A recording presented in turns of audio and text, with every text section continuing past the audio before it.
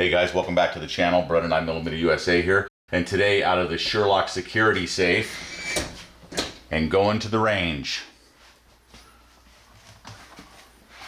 with a Springfield Armory 1911. That's what's coming up next on the Brandon 9mm USA channel.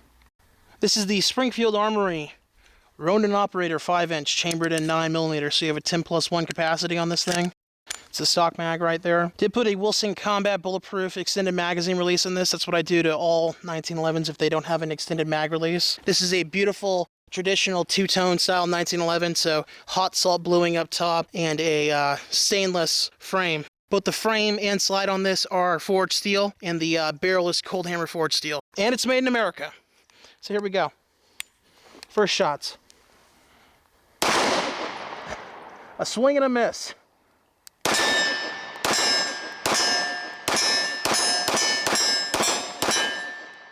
I don't know why I pulled that round off target. It just happened. You're a witness. Wilson Combat Vickers Duty Mag, 10-round mag. Little malfunction there. Acting a little weird. Very sluggish right there in the return to battery.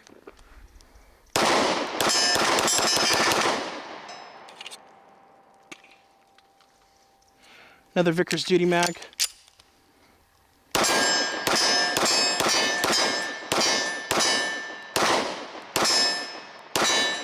really light recoiling. That malfunction was really weird. Let's talk about some of the basics on this gun. Really well fit as far as slide to frame fit. A little bit of movement. Tiny bit of movement in the barrel here, unlike the 5-inch 45 version that we tested of this gun. All the small parts on this 1911 are cast, so your slide release, your thumb safety, your beaver tail, and your magazine release. You do have a fully checkered mainspring housing back here. That's 20 lines per inch, very high quality, feels great. You have no checkering on the front strap at all. And you do have this great looking finish. So you have satin polished flats here, and then the rounded edges are more of a matte. Same thing with the top as far as the top of the slide, so you don't have that high gloss bluing going on the top to reduce glare. You also do have serrations on the back of the rear sight to reduce glare, as well as your two white dots when you have a squared off sight picture right there and a fiber optic front sight. Here's the trigger on this thing. It is polymer, the trigger. Feels fantastic though, really good reset, very positive. Little ways out there I'm feeling like though. Probably breaking in too. Here it is as far as from full uptake right here. Hit the wall, break. Tiny bit of movement up and down, side to side, a little bit also. But overall, really nice trigger in a production gun here. Love the way that the beaver tails fit. Very well done, just like a Les Baer 1911. And it has cast parts, again, just like a Les Baer 1911. This is kind of how the Les Baer 1911s are built as far as forged components, as far as your slide and frame and barrel, and then your cast small parts. Yep. Shoot this thing some more. Another Larry Vickers Duty Mag from Wilson Combat.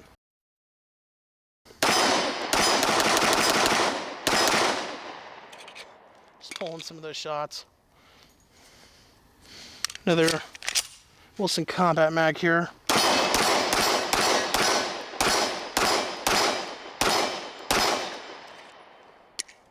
Just kind of outrunning the gun. That's why I'm missing, you know what I mean? Just trying to make it go a little bit faster than I'm able to run it a little bit and get those hits on target. Hold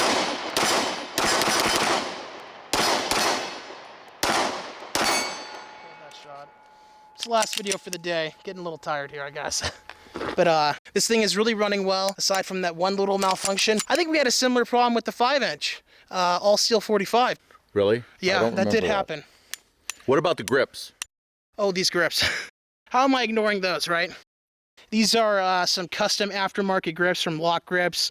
They are in the Lock Ops texture pattern. So you have the blue-black, and then you have a green, neon green liner.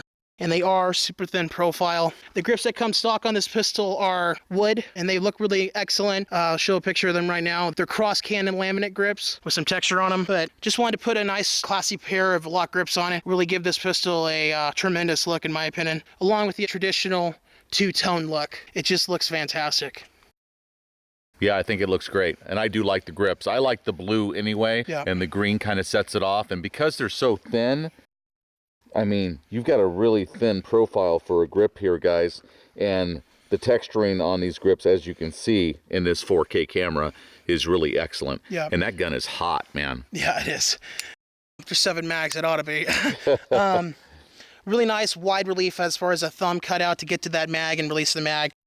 This pistol would be fantastic, or any of the Ronin variants, for a person with smaller hands even, or larger hands. It doesn't matter, you know. Me and Beretta Sr. have good sized hands, and it still feels fantastic in the hand trying to run this gun. Really like it. See what you think of it, Beretta Sr. Yeah. All right, guys, we're back to shooting the Springfield Armory RONIN operator. Again, it's in this TT gun leather holster, which fits just about every one of my 1911 handguns. The reason why is because I typically do not get the accessory rail down here. So it fits everything from a Wilson Combat to a Les Baer to a Springfield operator to a Dan Wesson. It fits them all. All right, here we go. 9mm.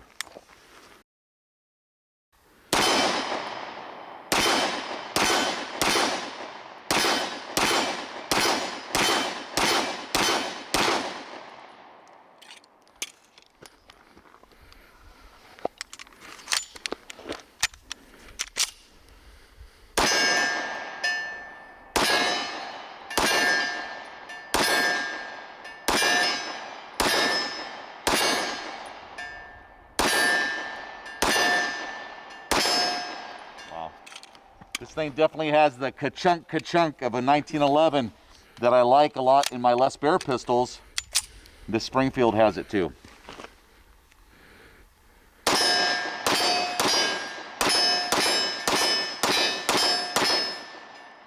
All right, guys, we're shooting that Sig Sauer Elite Performance ammunition. It is the 115 grain full metal jacket, traveling at 1,185 feet per second. All right, let's try the kneeling over here to 21 yards away. Safety's pretty good too, guys. I like it. I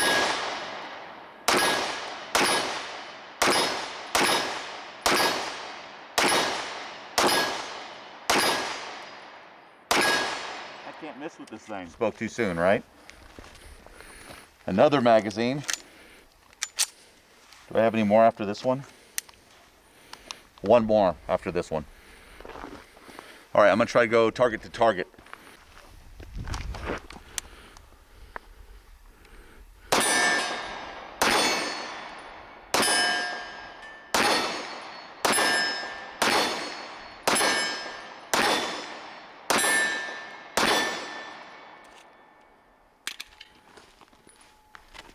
Absolutely flawless performer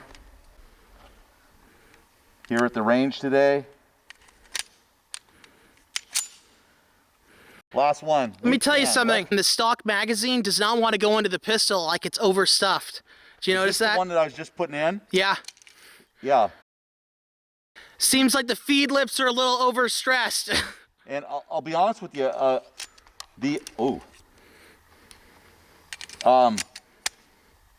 something's going on. Check this out. Check this out. It offloaded a round off this magazine into the top of it right here, even though there's a round already in the chamber. Yeah. I've never seen that happen before. There's the round in the chamber.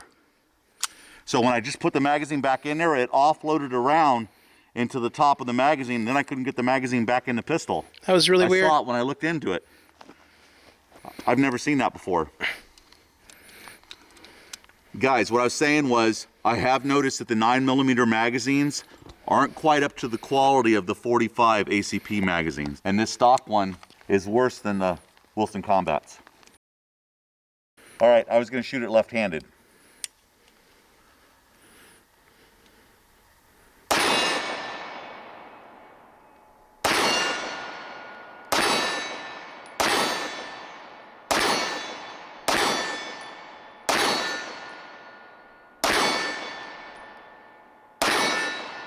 Perfect. Okay. Absolutely perfect firing out of this Ronin operator, full-size 9mm, guys. And I love the grips. The grips are a 10, no doubt about it.